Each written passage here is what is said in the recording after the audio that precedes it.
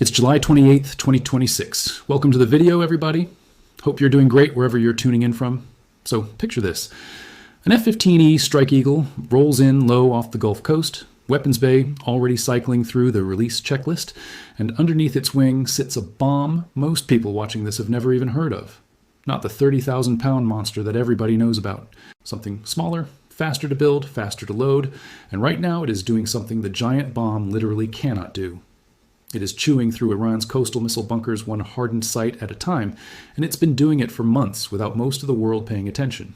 That bomb is the GBU-72 Advanced 5K Penetrator, and in today's video we are breaking down exactly how this weapon works, why the Pentagon built it, and how it just became the single most important tool in America's campaign to keep the Strait of Hormuz open. We're also going to connect this straight into the Pickaxe Mountain standoff, because the same logic driving these bunker strikes is the exact logic that's about to decide what happens to Iran's most protected nuclear site. And stick around for the global roundup section about 3/4 of the way through, because Kiev just got hit with a ballistic missile barrage overnight, and things in the South China Sea are heating up in a way that deserves its own conversation. But first, let's talk about what's actually been happening along that coastline, because the footage coming out of the strait right now tells a story that the headlines have mostly buried.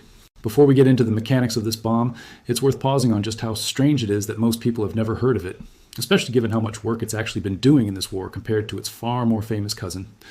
Everybody knows the name of the giant bunker buster. It got a Hollywood moment last year when 7 B-2 Spirits flew the longest combat mission since 2001 and dropped 14 of them on Fordo and Natanz.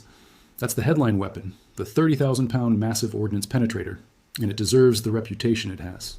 But headline weapons aren't always the workhorse weapons, and that's exactly what's playing out right now along Iran's coastline. The GBU-72 doesn't get the same spotlight. It doesn't need 7 stealth bombers and a 30-hour mission profile to get airborne. That is precisely why it has become the tool of choice for a very specific, very grinding phase of this war. So let's actually get into it, because understanding this bomb means understanding the entire shape of the fight that's happening right now over the Strait of Hormuz. If you've been following this channel or just following the news at all, you know this war didn't start last week. It started back on February 28th, when the United States and Israel launched a coordinated opening strike against Iran's nuclear program, its leadership, and its regime infrastructure, all within the same opening hours. That first wave was as decisive as modern warfare gets. Iran's supreme leader was killed on day one. Within days, the Strait of Hormuz, one of the most important oil choke points on the planet, was effectively closed, and oil prices spiked past $120 a barrel almost overnight. That opening phase cost billions of dollars in the first week alone, and it set the tone for everything that's followed. A ceasefire and a 14-point memorandum of understanding got signed back in June, brokered in Switzerland, and for a few weeks it looked like the shooting might actually stop. It didn't hold. By early July, the MOU had effectively collapsed. Both sides resumed strikes over the strait, and since July 8th, we've been watching a renewed and, in some ways, even more methodical campaign than the one that opened this war. And that's the phase we're in right now, the phase where this new bomb has quietly become the star of the show. Here's why. Iran didn't just sit still after Operation Midnight Hammer, hit Fordo and Natanz last year. It went back to the drawing board, and one of the lessons it clearly took away was that its coastline needed to be turned into a fortress. Along the shores near the Strait of Hormuz, Iran has spent years building hardened, dug-in launch sites for anti-ship cruise missiles, systems like the Noor, the Qatar, and the Abu Mahdi, weapons specifically designed to threaten any tanker or warship trying to transit that waterway. These sites aren't sitting out in the open. They're carved into cliffs, buried under reinforced concrete and rock, tucked into positions that were built specifically to survive exactly the kind of airstrikes the United States has thrown at Iran before. And that's the problem the Pentagon needed to solve. You don't want to send a B-2 on a 30-hour round-trip mission and burn a 30,000-pound bomb every single time you need to take out one bunker, holding a handful of anti-ship missiles along the coast. That's massive overkill, it's slow, and honestly, it's not sustainable if you're trying to run this kind of grinding nightly campaign for months on end. What you need is something that fits on far more aircraft, that can fly far more sorties, and that still has enough penetrating power to crack these hardened coastal positions open. That gap in the arsenal is exactly what the GBU-72 was designed to fill. So let's talk about what this bomb actually is. The GBU-72 Advanced 5K Penetrator weighs in at roughly 5,000 pounds, built around what's called the BLU-138 Advanced 5K Penetrator warhead, paired with a JDAM guidance tail kit that gives it GPS and inertial navigation, meaning it can find its target with precision in basically any weather condition, day or night. It sits in an interesting sweet spot in America's bunker buster lineup. It's a significant step up from the older 5,000-pound class GBU-28, which has been in service since the early 90s, but it's nowhere near the scale of the 30,000-pound GBU-57 massive ordnance penetrator that only the B-2 can carry. What makes the GBU-72 genuinely valuable is exactly that middle position. It hits hard enough to punch through hardened coastal bunkers, missile storage tunnels, and reinforced command positions, but it's light enough and common enough in form factor that it can be loaded onto aircraft that are already flying dozens of sorties a week over this theater. Specifically, the F-15E Strike Eagle and the B-1B Lancer are the two aircraft cleared to carry it, and both of those platforms have been doing the overwhelming majority of the flying in this campaign since the strikes resumed in March. That's the entire logic of this weapon in one sentence. It's not about maximum destructive power, it's about maximum operational tempo, hitting more targets, more often, without needing to burn your rarest and most expensive stealth assets on every single strike. This bomb made its combat debut back in mid-March when CENTCOM confirmed that U.S. forces had employed multiple 5,000-pound deep penetrator munitions against hardened Iranian missile sites along the coastline near the Strait of Hormuz. Officials described the target set plainly, saying the anti-ship cruise missiles stored in those sites posed a direct risk to international shipping trying to transit the strait. That first strike was the opening chapter of what has become a sustained, almost weekly rhythm of bunker busting along that coast, and it's one of the reasons the picture of this war looks so different depending on which week you're watching it. Some weeks it's about ballistic missiles slamming into Gulf allies. Other weeks, like the one we're in right now, it's about slow, methodical demolition of the infrastructure that lets Iran threaten that waterway in the first place. And that second kind of week, the grinding bunker campaign, tends to get a lot less coverage, even though it might be doing more long-term damage to Iran's actual capability than any single dramatic strike. The target list has also expanded considerably since that first March strike. What began as a fairly narrow campaign focused on coastal cruise missile positions has widened night by night into a much broader set of objectives. Strikes have pushed fighter jets hundreds of kilometers inland to reach missile storage around Yazd, something that hadn't happened in the earlier phase of the war when most of the work was being done with standoff weapons launched from a safe distance. Targeting has also expanded to hit infrastructure specifically aimed at severing Iran's main southern port at Bandar Abbas from the rest of the country, with strikes on bridges, a rail junction, and a maritime control tower, all part of an effort to choke off the logistics chain that keeps these coastal bunkers resupplied in the first place. And more recently, strikes have reached as far as Tabriz in the north and a nuclear-adjacent facility at Darkavin, a sign that this is no longer a campaign confined to the coastline at all. It's become a rolling, theater-wide effort, and the GBU-72 has been the common thread running through nearly all of it, because it's the one weapon flexible enough to be tasked against nearly every target on that expanding list without pulling stealth bombers off higher priority missions. Iran, for its part, hasn't just absorbed these strikes quietly. Its retaliation has followed a fairly consistent pattern throughout this renewed phase of the war, something Iranian officials have openly described as an eye for an eye doctrine. Waves of strikes on Iran have regularly been followed within a day or two by Iranian missile and drone attacks aimed at regional infrastructure, including power and desalination plants in Kuwait, oil facilities that have left foreign nationals killed in the crossfire, and ballistic missile barrages aimed at Jordanian and Gulf air defenses. Iran's Houthi allies in Yemen have piled onto that pressure campaign as well, threatening to blockade the Bab el-Mandeb Strait on the other side of the Arabian Peninsula, the alternate route ships try to use whenever Hormuz itself becomes too dangerous to transit.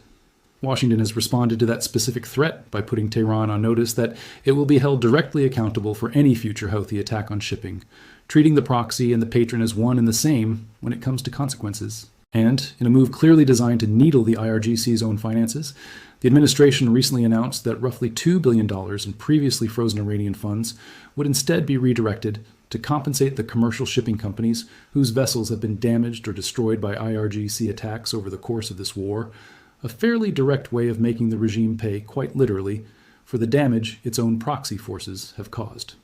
Now, before we go further into what's actually being destroyed and what it means for the bigger picture, if this kind of breakdown is useful to you, drop a comment telling me which part of this war you want covered next, because the amount going on right now, from the Strait to Pickaxe Mountain to what's happening in Ukraine and the Pacific, is honestly more than any single video can fully capture, and your comments genuinely shape what gets covered here. And if you haven't already, hitting subscribe means you don't miss the next update, because with this pace of strikes, there usually is a next update within days, not weeks. Let's talk about what these bunkers actually are, because the term missile bunker undersells what Iran has actually built along that coastline and further inland. Analysts and satellite imagery over the past several months have described something closer to underground missile cities than simple storage bunkers. Take the Yazd missile base as one example. It's carved directly into some of the hardest rock formations in the country. Granite so dense that even the far more powerful GBU-57 struggles to guarantee a clean kill against the deepest chambers. Inside these complexes, according to assessments built off satellite and intelligence analysis, you're not just looking at a tunnel with some missiles stacked inside. You're looking at automated rail systems moving munitions between assembly areas, storage depots, and multiple concealed exit points, engineered specifically so that even if one entrance collapses under a strike, the facility can keep functioning, keep pushing missiles out through another route entirely. That's the environment American planners have been working against. And it's exactly why the Yazd base alone has reportedly been targeted at least half a dozen times since this war began, including strikes on the second day of the opening campaign and strikes as recently as last week. It's worth sitting with that for a second because it reframes what destroying a bunker even means in this war. This isn't like flattening a warehouse. It's closer to trying to permanently shut down a small, self-sufficient underground city that was purpose-built to keep functioning after exactly the kind of strike being thrown at it. The coastal sites near the strait are a slightly different animal than something like Yazd. They tend to be shallower, positioned specifically for quick access to the water so that anti-ship missiles can be rolled out, launched, and the position can go quiet again before anyone can retaliate. That's a tactic Iran has leaned on throughout this war. Excavators clear debris from a bunker entrance after a strike. A ballistic or cruise missile launcher gets rolled out. A shot gets taken at a tanker or a naval vessel, and then everything retreats back under cover before a response can be organized. It's a shell game, and it's part of why we've seen so much recent targeting imagery, specifically showing excavators and heavy equipment being hit alongside the bunkers themselves. If you can't stop Iran from digging its way back into these positions, hitting the equipment that does the digging becomes its own line of effort.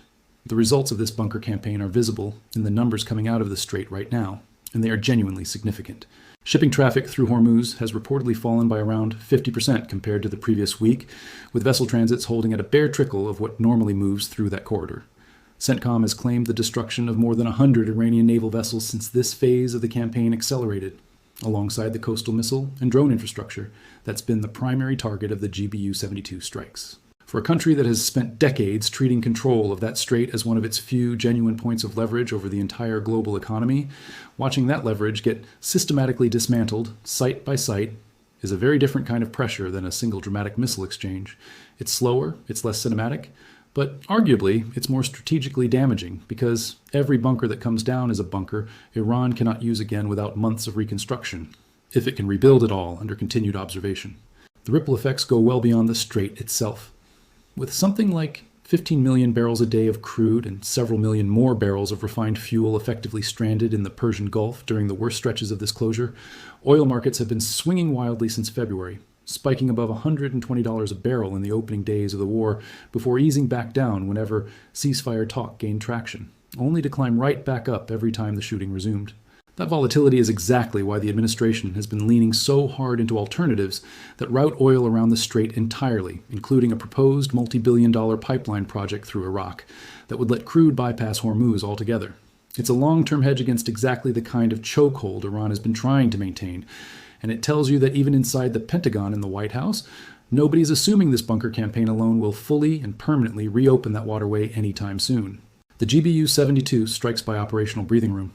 The pipeline diplomacy is the insurance policy in case that breathing room isn't enough. And that's really the core insight here. This isn't really a story about one big flashy strike. It's a story about a weapon that was specifically engineered to make sustained, repeatable, high-tempo bombardment possible, and about what happens to a country's coastal defenses when that kind of tempo gets applied for months without stopping. It's the difference between one heavyweight punch and 100 body blows in a row. Both can end a fight, but they do it in very different ways. And right now, the United States appears committed to the second approach along this particular stretch of coastline. Before we move into what this all means politically back in Washington, quick reminder that if you're finding this level of detail useful, hitting like actually helps this video reach more people who are trying to understand what's happening in this war beyond the headlines, and it genuinely costs you nothing but a second. All right, let's get into the political and human cost, because this war has not been free, and the numbers coming out of Washington this week are starting to reflect just how expensive this campaign has become. As of this week, the war has been running for roughly 150 days since that opening strike on February 28th. Official figures place confirmed American military deaths in the confirmed range, with several more killed in the days since, including personnel lost at a base in Jordan and additional losses in Iraq. And reporting in the last week has indicated the Pentagon has quietly acknowledged nearly 100 additional troops injured across the strikes conducted this month alone, a figure that reportedly wasn't part of earlier public accounting.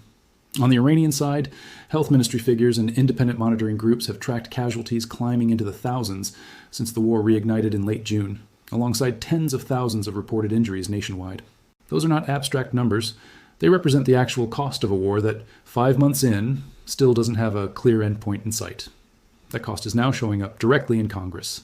Defense officials have gone to lawmakers requesting close to $90 billion in additional funding just to keep the current pace of operations going, on top of tens of billions already spent since February, when the opening week alone reportedly cost more than $11 billion in munitions and interceptors. That request has split Washington in a way that's becoming harder to paper over. A war powers resolution aimed at forcing an end to U.S. involvement actually passed the House earlier this week by a narrow margin, only to die in the Senate on a near-even vote. It's largely symbolic, since the White House has shown no real appetite to wind this down voluntarily, but the fact that it got as close as it did tells you something about how uneasy some lawmakers, including members of the president's own party, are getting about where this is headed. There have even been reports of eroding confidence among Senate Republicans in how the Pentagon's civilian leadership has handled both the strategy and the messaging around this war, with some openly questioning whether the campaign has a clear enough endpoint attached to it. None of that changes what's happening on the ground night after night, but it does tell you that the political runway for this campaign isn't infinite, and that's a factor worth watching just as closely as the strikes themselves. Every additional week, this drags on without a decisive turn, whether that's toward a real ceasefire or toward a strike on Pickaxe Mountain that changes the entire calculus, adds more weight to that funding fight, and more pressure on an administration that's increasingly having to defend both the cost and the casualty count in public. Now, let's connect this bunker campaign directly to the story that's been dominating headlines for the past week, because it all leads to the same place. Pickaxe Mountain. If you've watched previous coverage on this channel, you know the broad strokes. It's a deeply buried facility carved into the mountains near the destroyed Natanz complex, under construction for years, and believed by Western intelligence to now be housing thousands of centrifuges that Israeli intelligence assessed were moved there last fall. The president has been increasingly direct about it in recent days, telling reporters at the White House that the site would be hit, in his words, pretty soon and very heavily. The International Atomic Energy Agency's director has publicly demanded answers about activity at the site, and Iran has flatly denied that any nuclear work is happening there at all, the same denial it gave about Fordo, right up until the moment 14 bunker busters came through the ventilation shafts.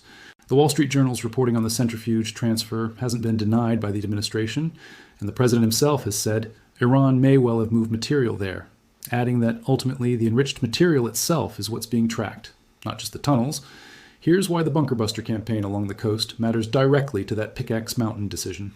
Every strike using the GBU-72 against these coastal missile cities is, in a sense, a live-fire rehearsal and a data-gathering exercise for the exact kind of hardened, deeply buried target set that Pickaxe Mountain represents on a much larger scale. Military planners are learning, strike by strike, how Iranian tunnel networks respond to penetrator strikes, how quickly Iran can reconstitute damaged facilities, where the structural weak points tend to be even in extremely hardened rock. Pickaxe Mountain itself is believed to sit even deeper than Fordo did, with some estimates suggesting up to 2,000 feet of granite protecting its core chambers, a depth that may exceed even what the 30,000-pound massive ordnance penetrator can reliably guarantee against. That's exactly why the Air Force has also been developing the next-generation successor to that bomb, designed to go even deeper with better navigation in contested, GPS-denied environments. So when you watch bunker busters chewing through coastal missile sites this week, you're not just watching a campaign to reopen a shipping lane. You're watching the operational proving ground for whatever comes next at Pickaxe Mountain. And based on everything coming out of Washington in the last several days, that next step may not be far off at all. All right, that brings us to the global roundup section, because this war isn't happening in a vacuum, and there's a lot going on elsewhere in the world right now that deserves attention. Let's start with Ukraine. Overnight, Kyiv came under a fresh ballistic missile attack from Russian forces, part of a wider barrage that Ukraine's Air Force said involved 7 ballistic missiles and well over 100 drones launched in a single night. Casualties were reported on both sides, with strikes hitting the Ukrainian capital as well as Russian-occupied territory, where Moscow claimed Ukrainian drones killed several people in return. This comes just days after one of the deadliest single strikes of the summer, when a Russian missile hit a Ukrainian defense industry event in the Kyiv region, killing 10 people and wounding over 100, an attack that's now triggered a formal inquiry into how that event's security was handled in the first place. Adding another layer to this, reports this week indicate Ukrainian President Zelensky is set to meet with President Trump in the coming days, with Ukraine reportedly hoping to secure a boost in American air defense support, an area that's remained a persistent weak point in Ukraine's ability to intercept these growing missile and drone barrages. It's worth remembering that every additional week the United States stays fully absorbed in the Iran campaign is a week Moscow benefits from reduced American bandwidth for Ukraine, and that's not a coincidence lost on anyone paying attention in either Kyiv or the Kremlin. And then there's the Pacific, where tensions have been climbing in their own separate but connected way. Chinese Coast Guard vessels fired water cannons at Philippine ships near Scarborough Shoal just this past week, part of what's now the third confrontation in the South China Sea in a matter of days, with China maintaining its long-standing but internationally disputed claim over that stretch of water. At the same time, China conducted a rare submarine-launched ballistic missile test in the Pacific, a demonstration widely read as a signal of Beijing's growing confidence in its nuclear second strike capability, one of only a handful of times it has publicly tested that kind of weapon in decades. Chinese and Russian naval forces have also continued running joint exercises together off the Chinese coast, improving interoperability between the two militaries in ways that directly worry Taiwan and its regional partners. And that cooperation has extended into joint aerial patrols that have edged into the air defense identification zones of Japan and South Korea as well.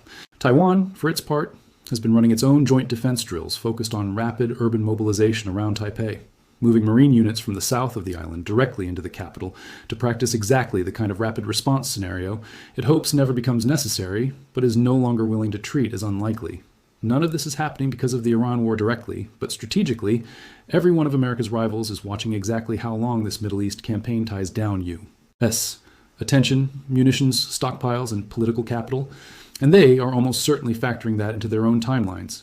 A military that is flying nightly bunker-busting sorties over Iran and simultaneously trying to keep pace with Russian barrages over Kyiv has a finite amount of bandwidth left over for a third simultaneous crisis. And that reality alone shapes decision-making in Beijing and Moscow, just as much as anything happening in either of those theaters directly. So let's bring this all together in the bigger strategic picture, because that's ultimately the question worth sitting with. The stated American objective in this war has never wavered since the opening strike back in February. Iran cannot be allowed to possess a nuclear weapon. Full stop, not a reduced program, not enhanced inspections. The complete removal of that capability. Operation Midnight Hammer was supposed to be the decisive answer to that problem last year, and for a while it looked like it might have been. But the emergence of Pickaxe Mountain and the reporting that centrifuges may have already been moved into a facility that could sit beyond the reach of even the most powerful bunker buster in the American arsenal has reopened that entire question. What we're watching right now along the coast, this methodical, unglamorous, night-after-night bunker-busting campaign using a 5,000-pound weapon that most people have never heard of, is best understood as the groundwork for whatever comes next. It's degrading Iran's ability to threaten global shipping. It's testing tactics and munitions against exactly the kind of hardened targets the next major strike will need to overcome. And it's buying time while intelligence agencies try to pin down exactly what's really inside that mountain.